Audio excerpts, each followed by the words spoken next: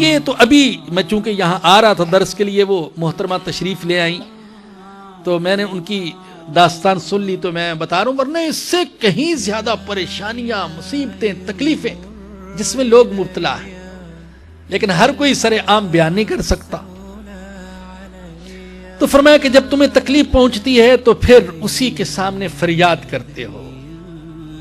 ایسا نہیں ہے کہ اللہ کہتے ہیں کہ تم میرے سامنے فریاد نہ کرو، فریاد تو اسی کے سامنے کرنی ہے، وہی فریادیں سننے والا ہے، اور وہی ہے جو فریادیں سن کر پھر تانا بھی نہیں دیتا۔ اب ہو سکتا ہے جیسے وہ اماں آئی، میں اس کو کہہ دیتا اماں اب آپ کو فکر ہو رہی ہے اس کے رشتے کی، جب عمر تھی اس وقت فکر کرتی، ہو سکتا ہے میں اس کو کہہ دیتا، میں نے تو نہیں کہا، مجھے اس کے جذبات ملحوظ تھے، لیکن ہو سکتا ہے کوئی میرے جیسا اس کو کہہ دے۔ لیکن اگر اللہ کے سامنے روئے گی تو اللہ تو اس کو تانا نہیں دے گا۔ اللہ کے سامنے جب ہم فریاد کرتے ہیں، ہمارا اللہ تو ہمیں کسی قسم کا تانا نہیں دیتا، اتنی نافرمانی تو میری کرتا رہا، اتنے گناہ، اتنی بغاوت، اتنی سرکشی، کبھی نماز ہی نہیں پڑھی، اذان سنتا رہا، کبھی تیرے دل میں خیال ہی نہیں آیا میں اللہ کے سامنے جاؤں۔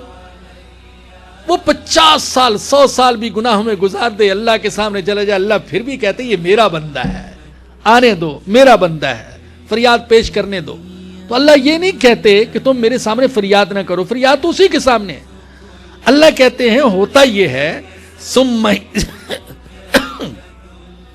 ثم اذا کشف الضر عنکم، پھر جب اللہ تمہاری تکلیف اور پریشانی کو دور کر دیتا ہے، اذا فریق منکم بربہم یشرکون، تو تم میں سے کچھ لوگ اپنے رب کے ساتھ دوسروں کو شریک ٹھہرانے لگتے ہیں۔ اللہ کہتا ہے سارے ایسے نہیں ہو، بہت سے صبر کرنے والے بھی ہیں اور شکر کرنے والے بھی ہیں، لیکن اللہ کہتے ہیں تم میں سے کچھ ایسے ہیں جو تکلیف دور ہونے کے بعد اپنے رب کے ساتھ دوسروں کو شریک ٹھہراتے ہیں، کہتے ہیں اس کی وجہ سے پریشانی دور ہو گئی، اس کی وجہ سے تکلیف دور ہو گئی، فلاں نے مسئلہ حل کر دیا، ڈاکٹر بڑا کمال کا تھا اور عامل بڑا کمال کا تھا، ایسا تعویذ دیا، ایسا دم کیا کہ بس سب کچھ کر دیا، پیر صاحب بڑے کمال کے تھے۔ دوسروں کی طرف نسبت کرتا ہے، اللہ کو بھول ہی گیا جس اللہ نے سب کچھ کیا۔ پریشان تھا غربت کی وجہ سے، بے روزگاری کی وجہ سے، اللہ نے مسئلہ حل کر دیا، اب حالات اچھے ہو گئے، اب اپنی ذہانت کو سمجھتا ہے، اپنے فن کو سمجھتا ہے کہ مجھے اسی کی وجہ سے یہ عروج ملا ہے، یہ ترقی ملی ہے، یہ کمال ملا ہے۔ تو اللہ کہتے ہیں کہ جب میں تکلیف دور کر دیتا ہوں تو یہ اپنے رب کے ساتھ دوسروں کو شریک ٹھہراتے ہیں۔ شکر اور شرک دونوں میں ایک جیسے لفظ ہیں، شین را کاف، شرک میں بھی یہ 3 لفظ ہیں اور شکر میں بھی یہ 3 حرف ہیں، شین کاف را، ترتیب الٹ گئی، صرف ترتیب بدل گئی۔ شرک اور شکر ہونا تو چاہیے تھا شکر کرتا، لیکن یہ کیا کرتا ہے؟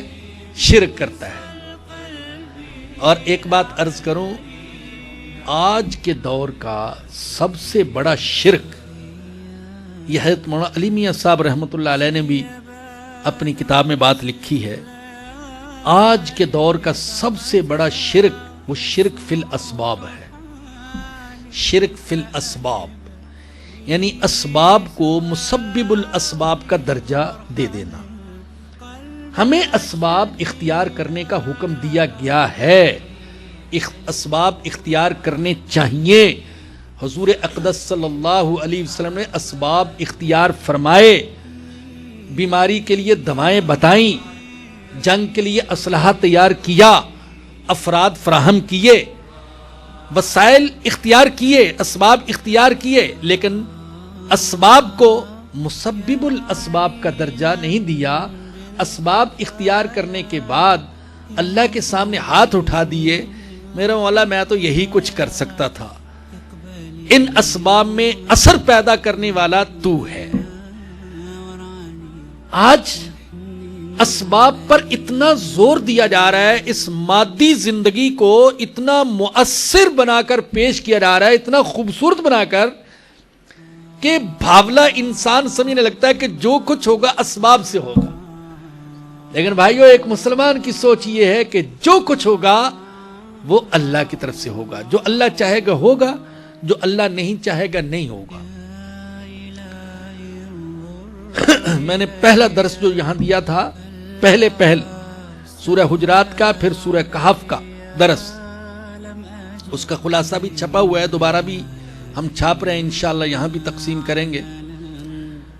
تو اس میں بتایا تھا کہ حضرت مولانا علی میاں صاحب رحمۃ اللہ علیہ نے جو سورہ کہف کے بارے میں اور دجال کے فتنے کے بارے میں کتاب لکھی ہے, اس میں فرمایا کہ سورہ کہف کا خلاصہ جو اللہ نے بیان کیا وہ ایک جملے میں ہے, ملولا اذ دخلت جنتک قلت ما شاء اللہ لا قوت الا باللہ. یہ ساری سورہ کہف کا خلاصہ ہے. اس کا مفہوم کیا ہے؟ جو اللہ چاہے وہ ہوتا ہے اور جو اللہ نہ چاہے وہ نہیں ہوتا. مادیت کی سوچ کیا ہے کہ ہم جو چاہیں کر سکتے ہیں اسباب کے زور پر, اور ایمانی سوچ کیا ہے کہ جو اللہ چاہے گا وہ ہوگا اور جو اللہ نہیں چاہے گا وہ نہیں ہوگا. تو بھائیو یہ شرک ایسا ہے کہ اس شرک میں بعض مسلمان کہلانے والے بھی مبتلا ہو جاتے ہیں کہ اسباب کو مسبب الاسباب کا درجہ دے بیٹھتے ہیں. تو فرمایا کہ جب تم سے اللہ تکلیف دور کر دیتا ہے تو تم میں سے ایک جماعت اپنے رب کے ساتھ دوسروں کو شریک ٹھہرانے لگتی ہے, لیکفروا بما آتیناہم, جس کا حاصل یہ کہ اس کی ناشکری کرتے ہیں جو ہم نے ان کو دیا. اللہ کہتا ہے دیا تو ہم نے, اور یہ ناشکرا پن کرتے ہیں, اللہ کو بھول ہی گئے, دینے والے کو بھول ہی گئے. فتمتعوا, تو چند روز عیش کر لو, یہ وعید کے لیے فرمایا, عیش کر لو چند دن.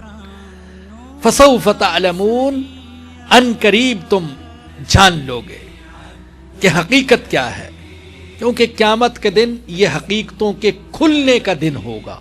اس دن تو کوئی بھی حقیقت پوشیدہ نہیں رہے گی. وَيَجْعَلُونَ لِمَا لَا يَعْلَمُونَ نَصِيبًا مِّمَّا رَزَقْنَاهُمْ, اور جن کے بارے میں انہیں کوئی علم نہیں ان کا حصہ لگاتے ہیں ان چیزوں میں جو ہم نے ان کو دی ہیں. اللہ فرماتے ہیں کہ وہ نعمتیں جو اللہ نے ان کو عطا کی ہیں, ان نعمتوں میں ایسے ایسے معبودوں کا حصہ ٹھہراتے ہیں جن کی خود بھی حقیقت نہیں جانتے, اگرچہ ان کے نام انہوں نے بڑے متاثر کن رکھے ہوئے ہیں, بڑے بھاری بھرکم نام, لیکن وہ نام ہی نام ہے, حقیقت کچھ ہی نہیں. یہ ایسے ہی ہے جیسے کسی نے خالی اجاڑ مکان کے باہر بڑا ہی مرعوب کن متاثر کن بورڈ لگا رکھا ہو کہ بورڈ دیکھ کر سب متاثر ہوں, پتہ نہیں کیا ہے اندر, اور اندر جائیں تو کباڑ خانہ یا کچھ ہے ہی نہیں, الو بول رہے اندر لیکن بورڈ بڑا متاثر کن, شوشہ بڑی ہے باہر, اندر کچھ بھی نہیں. تو اسی طریقے سے انہوں نے اپنے معبودوں کے نام بڑے بڑے رکھے ہوئے, لیکن اللہ کہتے ہیں یہ صرف نام ہی نام ہے, ان ناموں کے پیچھے حقیقت کچھ نہیں. مثال کے طور پر ان کے ہاں اب یہ جو نام تھے لات, ہبل, عزا, منات, یہ اگرچہ آج تو ہم ان ناموں کو ایسے ہی لے رہے ہیں, لیکن وہ جب نام لیتے ہوں گے, ارے لات کیا سمجھتے ہو, لات, ہبل, عزا, منات, تو کیسے ڈراتے ہوں گے اپنے کمزوروں کو یا اپنے بچوں کو ہبل کا نام لے کر, عزا کا نام لے کر, لیکن یہ نام ہی نام تھے, حقیقت کچھ نہیں. گنگا مائی, کالی مائی اور فلاں مائی, یہ نام کیسے ان نے بڑے متاثر کون رکھے ہوئے, لیکن پیچھے حقیقت کچھ نہیں. تو تخیلات کو انہوں نے عقیدوں کا نام دے رکھا تھا اور فرضی چیزوں کو معبودوں کا نام دے رکھا تھا. فرضی چیزیں ان کو معبود. الحمدللہ اللہ تو ایک حقیقی وجود ہے, ایک حقیقی وجود, لیکن انہوں نے جو معبود ٹھہرا رکھے تھے ان کا کوئی وجود ہی نہیں تھا, فرضی چیزیں, ان کو معبود کا نام دے رکھا تھا. تو اللہ فرماتے ہیں کہ جو نعمتیں ہم نے عطا کی ہیں ان میں ایسوں کا حصہ ٹھہراتے ہیں جن کی حقیقت خود بھی نہیں جانتے کیا ہے. بھئی یہ فلاں کا حصہ ہے, یہ فلاں کا حصہ ہے, آج بعض مسلمان بھی ایسے ہیں جو اللہ کے دیے ہوئے مال میں دوسروں کا حصہ ٹھہرا دیتے ہیں. یہ بکرا فلاں بزرگ کے نام کا ہے, یہ مرغا فلاں بزرگ کے نام کا ہے. تو اللہ کہتے دیا تو ہم نے اور دوسروں کا حصہ اس میں ٹھہرا رہے. تاللہ لتسألن عما کنتم تفترون. اللہ کی قسم, اللہ کہہ رہا ہے, اللہ کی قسم تم سے ضرور سوال کیا جائے گا اس کے بارے میں جو کچھ تم باتیں گھڑتے ہو.